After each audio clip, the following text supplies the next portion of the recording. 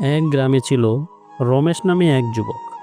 রমেশ সবসময় দুঃখ করত যে তার কাছে টাকা নেই। একদিন গ্রামের এক বুড়ো মানুষ তাকে বলল, যদি তোমাকে 100 টাকা দিই তুমি কি করবে? রমেশও উত্তরে বলল, 100 টাকা দিয়ে কী বাই করতে পারবো, তা দিয়ে তো কোনোই লাভ হবে না। বুড়ো মানুষটি হেসে বলল, টাকা ছোট হোক বা বড়, তা কাজে লাগানোর উপরেই তার মূল্য নির্ভর করে।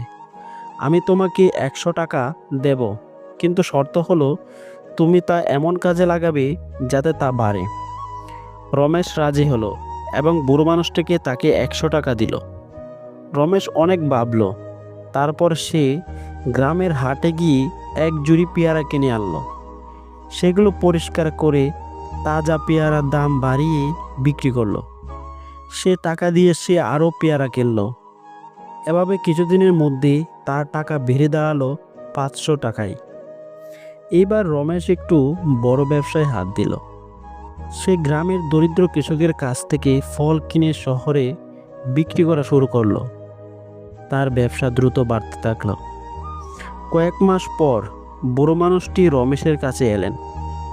রমেশ তার প্রতি কৃতজ্ঞতা জানিয়ে বলল, আপনার দেওয়া 100 টাকা আমার জীবনে বদলে দিয়েছে।